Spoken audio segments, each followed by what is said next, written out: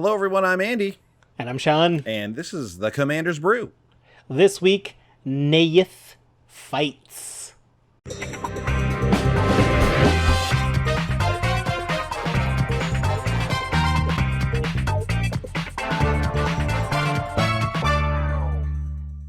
Hey, everyone. Thanks for watching us here on YouTube. It's the Commander's Brew. If you want to help us out, it's very simple. Just hitting subscribe does it. Bam. There you go. That's a way you can help us out real quick. If you want to get a little more involved, you can check us out at patreon.com/commandersbrew. You can get involved directly there and actually help us make the show.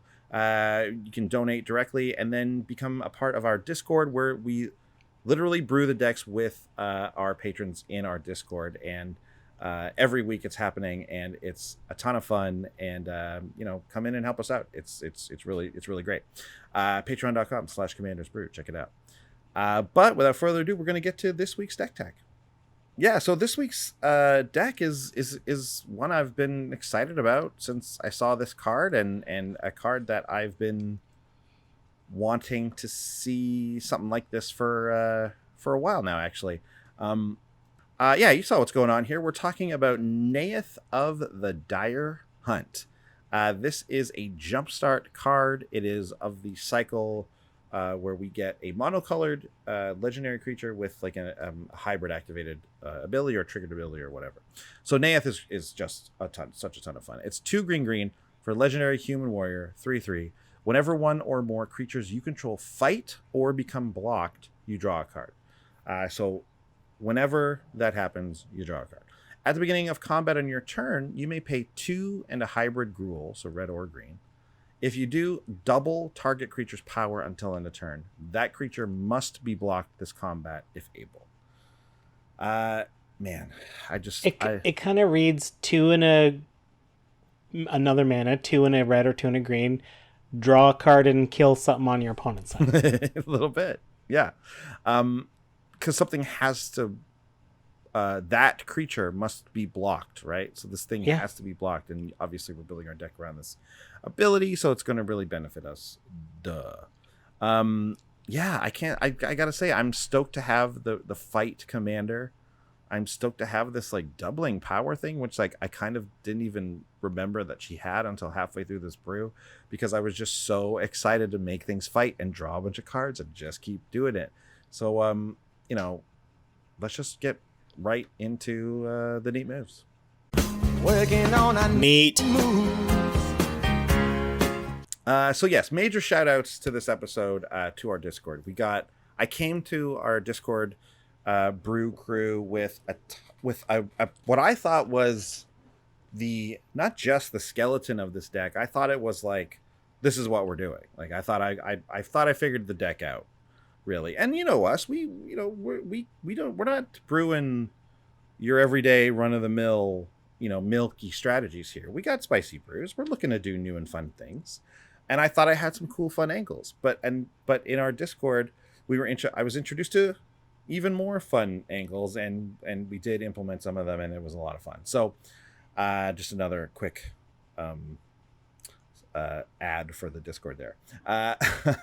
Okay, but let's get into it. Let's talk about these. So first things first, I just wanted to highlight some of the fight cards, because I think in Commander we've been ignoring these cards for a really long time, and honestly rightfully so. They're not really that good in Commander.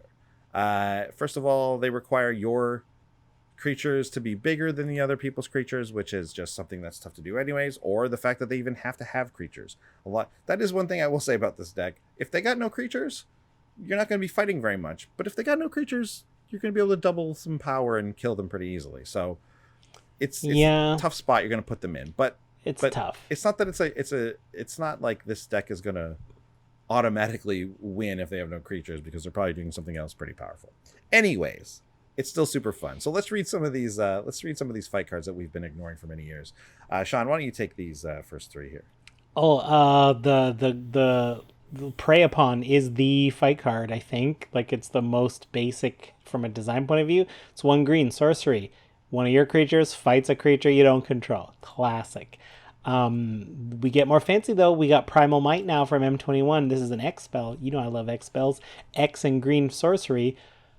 Target creature you control gets +X/+X. until end of turn, and then it fights a creature you don't control. So you could just pay green and have this be prey upon. But if you've got extra mana, you can make your creature bigger, so you guarantee you're going to win the fight. If you're going to be doubling power later on, then that's probably pretty cool too. Yeah. It's technically green, but it's also technically not green. It's unnatural aggression, 2 and a green, instant, but devoid. I love that it's instant. Target creature you control fights target creature an opponent controls, and if the creature that the opponent controls would die this turn, you exile it instead. Make sure it stays dead. If I didn't mention, devoid spells officially have no color, but their color identity is green because it's in the mana cost. But protection from green, I mean, either your creature might be green. It's a technical rules thing. It's a very bizarre design choice, but it exists. Yeah, mostly this is one we chose because it exiles the thing if it dies. That can definitely be relevant. In Commander. So, just these are fight cards, man. They're mostly sorceries, although there's a couple that are instants, like Unnatural Aggression here. They're basically going to be variations on this theme, and again, we've been not using these cards in Commander for quite some time, so super happy whenever a specific type of card gets some love from a new legendary creature. One thing that was brought up in our Discord, which is a great suggestion here, is that you're going to be fighting a lot, obviously, in this deck. We're going to be killing creatures that are going to that would stand in our way. And if my 8/8 fights your 6/6, that's great. I just murdered your big creature, but now you've got a 2/2 left over, so you can still block my 8/8 if I attack and kill it because it's got 6 points of damage written on it. Not written on it, but marked on it or whatever. So we don't want that to happen. So one really cool card to be able to dodge some of that is Dolmen Gate. It's the 2-mana artifact that's prevent all combat damage that would be dealt to attacking creatures you control. So this is a great card in here for that reason, and because we will be attacking a ton. This is a big creature deck, and obviously Neyith, with her ability, is going to love it if they block, and sometimes, like with her ability, force people to block, and draw us even more cards. We'll get the fight, we'll get the block. I mean, we just drew 2 cards right there. It's pretty sweet. Wow. There's also a couple of just like cool things that we can do in sort of when we're attacking and blocking, just sort of the general strategy of the deck. One is Dictate of the Twin Gods is a really strong card in this deck. 3 red for the enchantment with flash, and it says if a source would deal damage to a permanent or player, deals double that damage to that permanent or player instead. This can be great for the times when we're getting in with that double damage against a player, and they don't see it coming, obviously, because it's a flash thing, so we can double up our creature's power, have it either be blocked or whatever, fight something before so that they can't block, and then get in for a boatload of damage that way. But also, and also one thing that works well with this is Garrick's Uprising. Tuner green for an enchantment that says when it enters the battlefield, if you control a creature with power 4 or greater, draw a card. That is very likely. Neyith's power is a 3/3, so she's not going to trigger that, but basically every other creature we have in this deck will. Creatures you control have trample. This is very important because if we're going to be forcing blocks, that's fine. We don't want to force chump blocks, even though we will draw cards from that, which is still nice. But trampling over is just exactly what we want to do in this big Gruul deck, so that's perfect. And whenever a creature with power 4 or greater enters the battlefield under your control, draw a card. I mean, we are drawing cards all over the place. You would think that this is, I don't know, some kind of blue control deck or something. There's just a ton of card draw from this commander. It's fantastic. I don't know. Green's got that. Green it might be the best card draw color. No. It gets this. It might be. It can't be better than blue. Come on. I don't know. What? We don't have Treasure Cruise. Come on. True. I say we. I'm green right now. I'm green right now. Green doesn't have Treasure Cruise, but it feels like Green can easily set up situations where just by playing their game, they're drawing 2 or 3 cards a turn. Whereas Blue's got to devote whole cards to, like, you draw your 3, and then this is over. Like, you will draw no more cards until you do something else. True. Green is good with the repeating that draw over and over. Yeah. So anyway, we have some other cards here. Obviously, there's a boatload of creatures that when they enter the battlefield, we get a fight off of them, whether it's a triggered ability from them or whatever. But so there's a ton of those. And some of the more interesting ones here I've laid out. So Sean, take a look at these here. Ooh, Kogla, the Titan Ape, 3 green, green, green, 6 mana for a legendary ape, 7/6. When it enters, it fights up to 1 target creature you don't control. Built-in fight, and whenever Kogla attacks the defending player, you get to destroy one of their enchantments or artifacts. You People also get forget about that. right. Like you also get to pay 1 and a green to return a human you control to its owner's hand. Kogla gets indestructible until end of turn. That's an amazing combo with Neyith. Is Neyith a human? Neyith is a human. Yeah, So Neyith is human, worst yeah. case, you can return Neyith after you've doubled Kogla's power. Now Kogla's also indestructible, and it's got another fight in there. Like, that's a great combo right there. Kogla's also the perfect creature to have down if you have Neyith out in the face of a board wipe. Like, Sure. okay, pop my commander back to my hand, and you didn't destroy my 7/6. You know? Yeah, no way. No Pretty way. We're also looking at Grothama, All Devouring, 3 green, green for a legendary worm, 10/8. 10/8 for 5 mana. Other creatures have, when this creature attacks, you may have it fight Grothama, All Devouring. So this took me a sec to wrap my head around this. So Grothama adds that to every other creature on the board, including your opponents. So your opponents have the opportunity to have all of their creatures fight Grothama when it attacks. You have the same ability. When Grothama leaves the battlefield, each player draws cards equal to the amount of damage dealt to Grothama this turn by sources they control. So if Grothama comes down and nothing happens, your opponent gets to attack. They get to trade. I guess you have to stack the fights. Can things fight simultaneously? I think they all fight. Like, all the fight triggers go on the stack.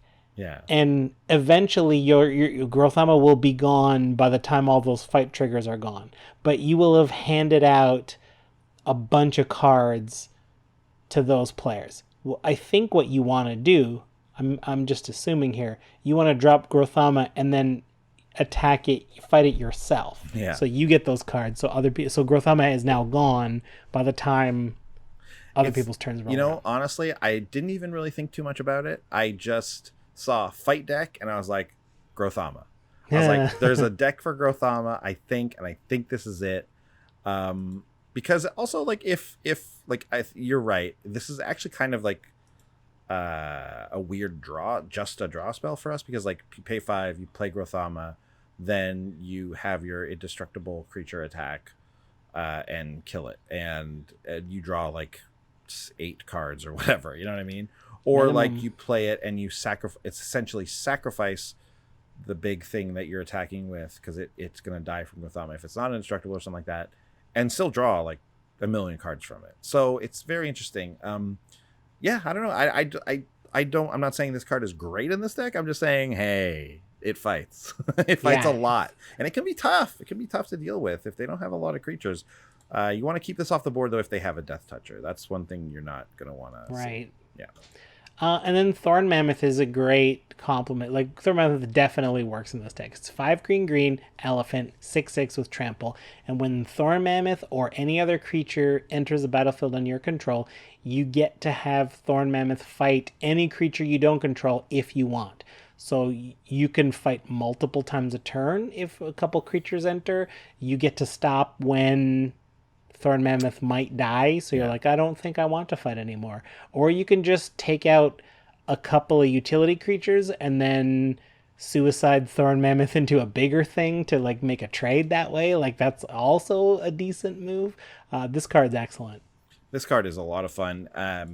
There's a lot of very big creatures in this deck, as you can see. 7 mana, 8 mana, 9 mana. There's even some really, really big creatures in this deck. So we do have a lot of ramp. I don't really take us through the ramp in this portion because, you know, it's pretty standard green ramp. We're using actually a lot of elves and stuff. And obviously your cultivates and, you know, ramp and growths and all that kind of stuff. Pretty standard things, but I did just want to mention it here that make sure you include your ramp, and when you look at the deck list, you'll see what I'm talking about.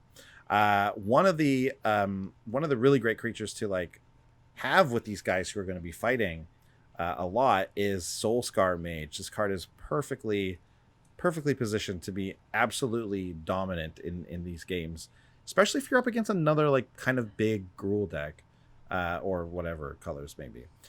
Single red mana for a 1/2 with prowess, Soul Scar Mage, as a human wizard, and it says if a source you control would deal non-combat damage to a creature an opponent controls, you put that many -1/-1 counters on that creature instead. So now we deal our damage in the form of -1/-1 counters, which means that those creatures that we hit, like, you know, we might fight them and maybe it's not enough to kill them, but now you can just shrink them down so that they can't be effective blockers anymore, right? Soul Scar Mage is absolutely incredible in this deck. What I wanted to bring up one thing before we move forward with the fighting is that a lot of people bring up like different abilities with fighting. Like in this case, it says specifically non-combat damage, and it's very important to know that fighting is not combat. So anything that cares about combat damage, it's not combat damage. And so that affects some abilities. Like I brought up Death Touch. Death Touch is just about damage. So when you hit somebody with a Death Touch creature with like a fight, it will kill them no matter what. But if I fought my 5/5 against your 5/5 first strike only is a step in combat. So first strike doesn't make a difference in fights. It's simply just smashing the powers and toughnesses against each other. First strike does not come into play at all. That was asked specifically in our Discord too. So I was like, okay, there's probably some people who are a little unclear about that, and it would stand to reason that you would be a little unsure about that, because it's like, wait, my guy hits first, right? No. In case you're confused, fighting isn't combat. Combat isn't fighting. First strike isn't fighting. Lifelink and Death Touch are. Yeah. Like, in case it's confusing. Yeah. In case, there you go. Do you think fighting's combat? You fool. Fighting is the furthest thing from combat. How dare you? Do not insult me. You absolute amateur. Yeah, thinking that fighting is combat related. Wait, what? You think we're striking each other in combat, let alone first striking? Wrong. We are dealing our respective damage equal to our power to each other, and that is the end of it. That's right. So we've got some other cards here that work incredibly well with fighting in kind of different ways that we would have thought. Brash Taunter is an absolute house in this deck. Scourge of Limited. It's so good. 4 and a red for the 1/1 Goblin. It's indestructible. Whenever Brash Taunter is dealt damage, it deals that much damage to target opponent. And 2 and a red, you can tap and have Brash Taunter fight another target creature. Obviously, this is powerful. We have it fight, and then that damage gets dealt. But the great thing about Brash Taunter in this deck is that we don't need our opponents to have the big creatures to fight. Brash Taunter can fight your own creatures, and in this deck, we have, you know, big 7/7, 8/8, big, huge, massive creatures. So Brash Taunter can easily be 2 and a red, tap, draw a card, deal 8 damage to an opponent, or perhaps even more. So in the case of Grothama, it's like draw 2 cards and deal 10 damage to someone if he fights Grothama. Wow. In a similar vein, we also have Stuffy Doll in this deck. 5 mana for the artifact creature construct. It's a 0/1, and as Stuffy Doll enters the battlefield, you choose a player. Stuffy Doll's indestructible. Whenever it's dealt damage, it deals that much damage to the chosen player, and then you can tap to have Stuffy Doll deal 1 damage to itself. So obviously, there can be the great blocker, just in general in Commander. But if we have some fight cards that can really pay off, really just a great card in this deck. We have Stuffy Doll fight their stuff, whatever.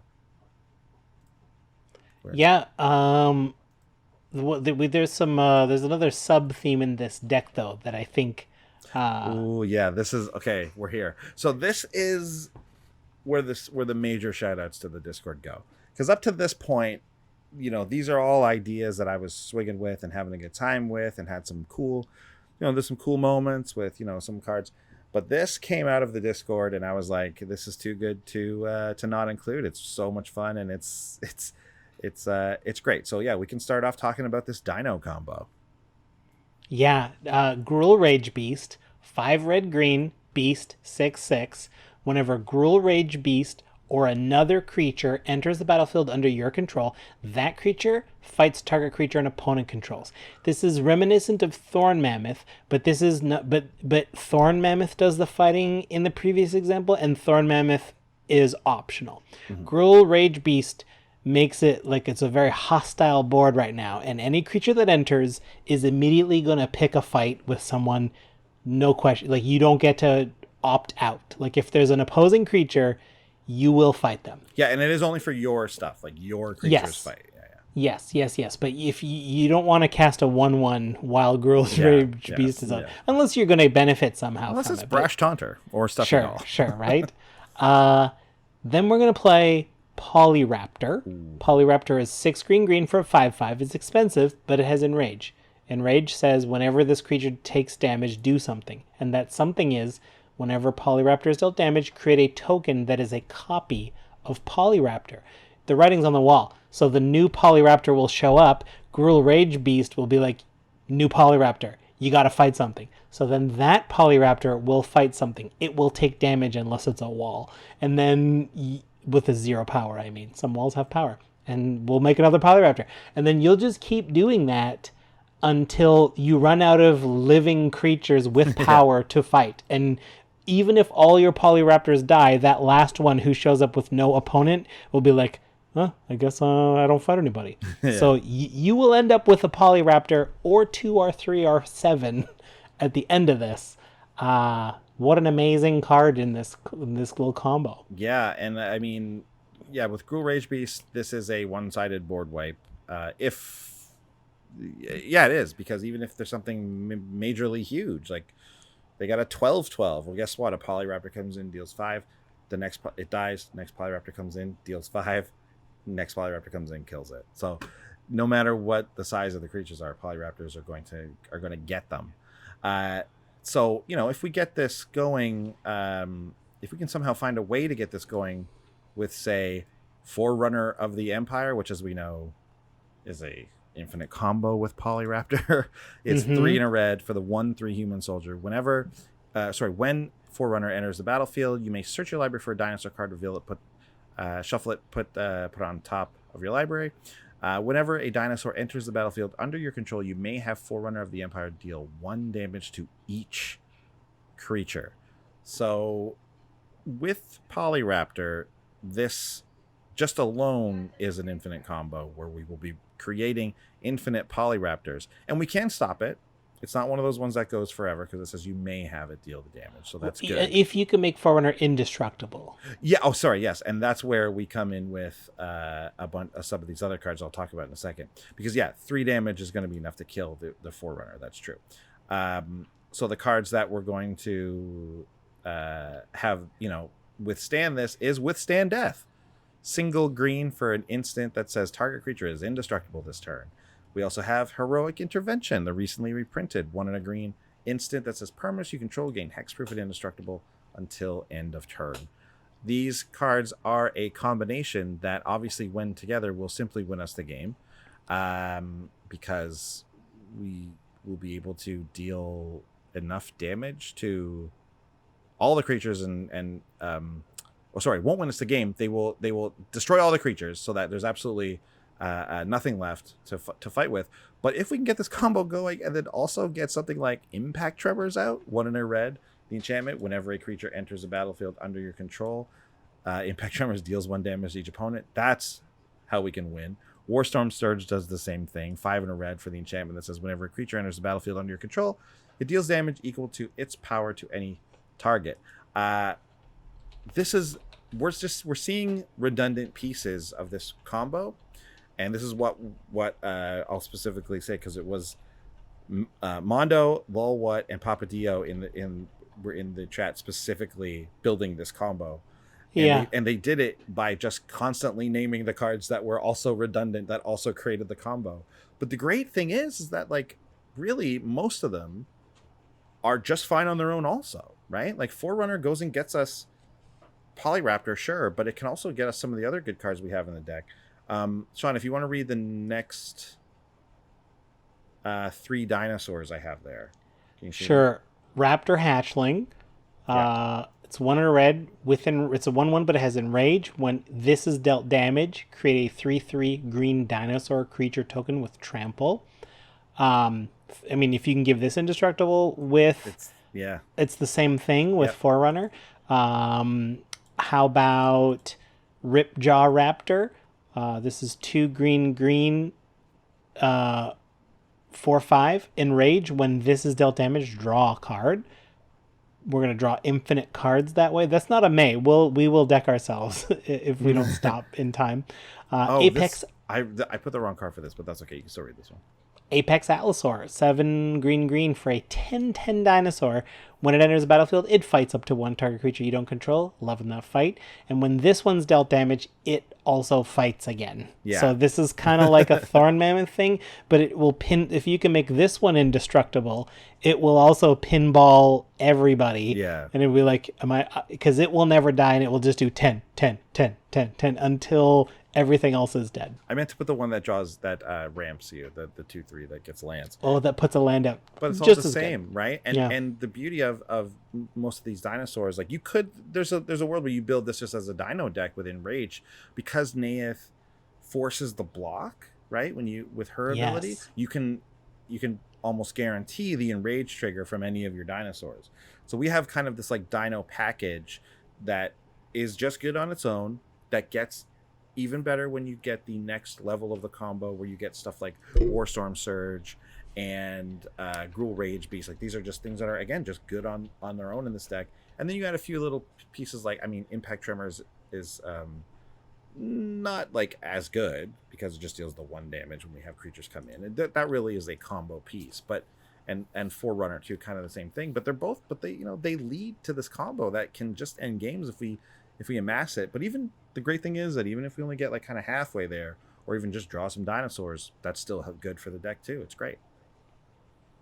So yeah, this is the deck. This is what you're looking at. So fun. It's a lot of fun. I mean, just having a couple dinosaurs where you force a fight, like, and draw a card from Ripjaw Raptor and draw a card from Neyith. Like, that's amazing. That's so good. We have made these, crappy limited commons, like, prey upon, into it draws 2 cards and is probably going to kill something, right? And just plays right into our main strategy. This is what I love about Commander. Simply put, this is absolutely what I love about Commander. You have now made a stack of commons I have downstairs in a box relevant for a deck that I really am excited to build. So this is cool.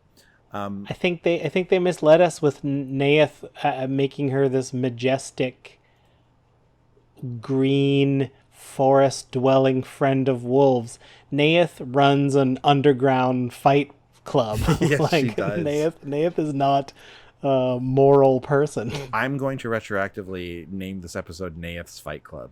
Yeah. That's a great thing. We didn't know it from the beginning, but guess what? That's the only thing you, listener and viewer, have ever known this episode as. Yes.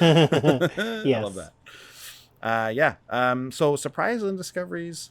You know what? Because these are just classic limited cards, and a lot of these things have come up in other strategies before. I actually couldn't really find any that we haven't already talked about, like Thorn Mammoth a little bit is one. I don't know, Soulscar Bange maybe a little bit, but really it was just the sheer number of fight cards that exist. Because the first thing I did when putting this deck together was let's just find all the fight cards and pick out the best ones, because obviously we're not gonna put them all in. There's a lot, but there is so many that you can afford to be quite picky and get stuff like Unnatural Aggression is maybe one of the biggest surprises. I mean, it's not like some incredible card at all, but like I didn't know there was one that exiled when it died. Like I had no idea that existed. So there's a lot of them, and you could even get a little more specific and care about +1/+1 counters even with your fight cards and stuff, because there's a lot of them that do that kind of thing. Anyways, a lot of fun. Discord again was a big hand in this one. Like I said, Mondo, Lolwut, and Papa Dio really came together on this Dino combo. It's, I think, a really fun angle on the deck. I think it's a really fun part of the deck, and unlike this, you could build an entire deck around it. It's great. But we also had a lot of other people in there. Just to name a few: Magic Sphere, Madisman, Seth, Pips Don't Lie, Chiefy, Bepos, Spiff, Kadrin, and Neomaxis. You guys were in there brewing and came up with all kinds of great suggestions, and really made this deck come together. It was awesome. Cool. Let's move on now to the budget report.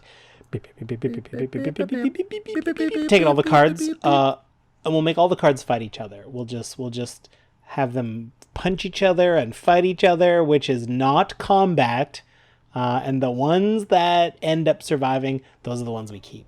How much does this deck cost to as is? Well, the market for this is around 140, which isn't cheap by our standards, of course. But it's not super expensive either. It's, it's right there. And I think it's important to note that the low is 90. And again, that's like, for a low, that's like, we usually see that hovering around 50, 60, $70. So 90 is a little high for that. But the reason why is that there probably aren't very many low Neyiths out there. And Neyith is the most expensive card in this deck. So, I mean, I guess I shouldn't be surprised, but I am a little surprised because I didn't know what Jumpstart was going to do price-wise. But it's like $24, Neyith. Whew. And usually we don't really talk too much about the commander if it's the most expensive card, because we don't want to be too limited when it comes to like building with a fun commander. Because like if you buy the product and you crack one in a draft, usually we say, or something like that, then you're not truly considering that as a main cost of your deck, right? So, but if you're going out and buying one, obviously you do. So it's worth mentioning that this is an expensive card somehow. So hopefully we see more of these hit the market. We see some people getting into the Jumpstart. I know it's obviously tough with the pandemic and everything to have people sitting down and playing Magic. So unfortunately, we might be stuck with this price for Neyith for a while, which is a bummer because I don't know, $24 is a lot. But you somehow, negate that price, and now you're talking more of a traditional, costed deck that we're kind of used to. What's the second most expensive if card? not Neyith, the next most expensive card, because it's so crucial in so many fun combos, is Polyraptor. It was a mythic from Rivals of Ixalan, and it's top in 850 right now. But it's a one-of-a-kind, right? I mean, sometimes these cards we can say you can cut it and the deck works. The deck does work without Polyraptor, but it's so fun. I would love to keep it. Agreed.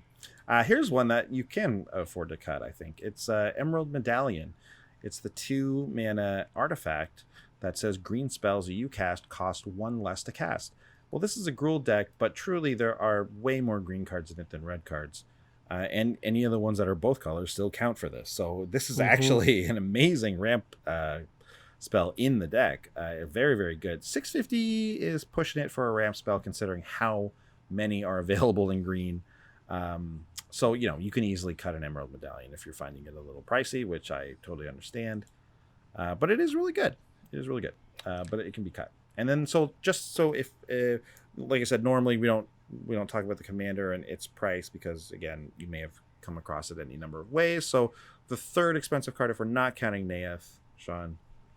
Yeah, Lurking Predators. It's a 4-green enchantment. It just came back in Jumpstart again. So if we do see that product affect the price by making it lower, that's great. But it's a powerful enchantment, undeniably. 6-mana enchantment. Whenever an opponent casts a spell, that's all they gotta do. It's not the first spell per turn. It's not a spell on your turn. When they cast a spell, you reveal the top card of your library, and if it's a creature, you put it straight onto the battlefield. They cast a spell, they give you a creature. But if that isn't a creature, you may put it on the bottom of your library. So I've seen this card in Commander. Here's how it plays out. You drop Lurking Predators, you say go. Your opponent's like, if they don't have a removal spell, they're like, well, I don't want to cast spells, but I kind of have to because I need to develop my board. I need to keep playing the game. So they'll play a spell, you flip a creature, or if not, you put it on the bottom. I promise you, by the time the turn gets back to you, you will have gotten 1 or 2 free creatures off of this card in the ire of your opponents. Yeah, in the rare occurrence where someone doesn't immediately disenchant or whatever, lurking predators, that will happen. Yeah. It's incredible, and like I said, we have a high curve on this deck. Like there's like it's like 4 7-drops or something like that. So it is a high curve. So we're definitely going to want something like this that's going to help us get some of our creatures into play without paying full mana for it. So Looking Predators is a great card, and even if you do manage to only get the 1 or 2 off of it, that's pretty worth it. So $6 though, I would have assumed that it would have come down even more than that, but I guess not. It still might. It's new. It's hard for people to actually buy cards these days, physical cards. Yes. And I will say, I think it was reprinted in a Commander product. Yes, it was in Commander 2016, and I thought it was even cheaper then, but I guess I just got it when I bought those Commander decks. Anyways, that's everything. That is Neyith. That is the fights. That is the cards. Oh, except for our favorites. Ooh, we must talk about our favorites. I think a bit of a sort of an underrated card in this deck that I think you're definitely going to see when you play this is Stranic Resonator. 2 mana for an artifact. You can pay 2 and tap it. Copy target triggered ability you control. You may choose new targets for the copy. This will allow you to copy Neyith's triggered ability, which is the 2. Pay the 2 in a red, and at the beginning of combat. So you can copy that, and if so, you can double up someone else's power and force a block on them as well. And if they only have the 1 creature, well, that double power, one of those double powered guys is getting through. So. Or take a trampler and quadruple power it. Yeah, it's really good. So definitely something to look at. Definitely something to think about with Neyith. Yeah. Ooh. What about you? My favorite card is Hornet's Nest. Do you like hornets? Because this is how you get hornets. Yes. So Hornet's Nest has Defender, but that doesn't mean that it can't fight. You can still... So what it is, it's a 2 and a green insect with Defender. It's a 0/2. But whenever it's dealt damage, you put that many 1/1 green insect tokens with flying and death touch onto the battlefield. So what's the biggest thing on the table? Is it my own 8/8? Sure, Hornet Nest is going to fight my 8/8, and I've got 8 hornets now. And all of those hornets get to fight, right? Like, imagine you have Gruul Rage Beast, and then Hornet Nest. You cast Hornet Nest, it has to fight something. I'm going to fight the biggest thing on the table. Oh, I got 6 hornets coming in, and they all have to fight something. 6 of your creatures, boom, boom, boom, boom, boom, gone. Amazing. Yeah, Gruul Rage Beast is the true combo with old Hornet Nest. But even just as we're kind of in the midst of ramping up, if you can find a spot to drop a Hornet Nest, you'd be surprised. It really holds back attackers.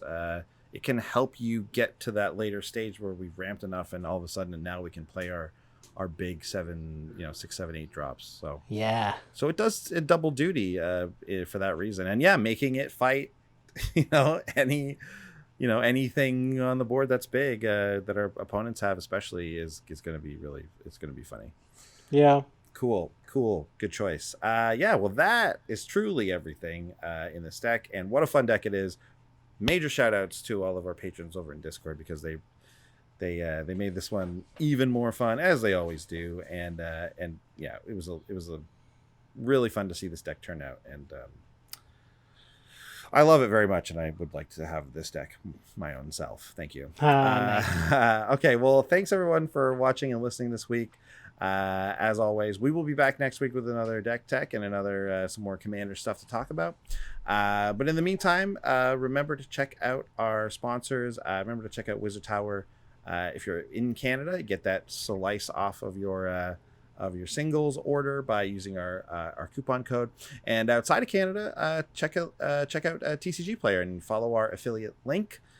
Follow that link to the deck list and buy any of the cards there or anywhere else from the site for that matter. And we get a little percentage of that. So if you want to help support the show that way, that's an easy way to do it. Thank you so much, everyone. We'll see you guys next time. Bye. Bye. Thanks for watching. If you love what we're doing, consider supporting the show by going to patreon.com/commandersbrew. And if you want to get any of the cards from our deck list, go to our TCG Player affiliate link below.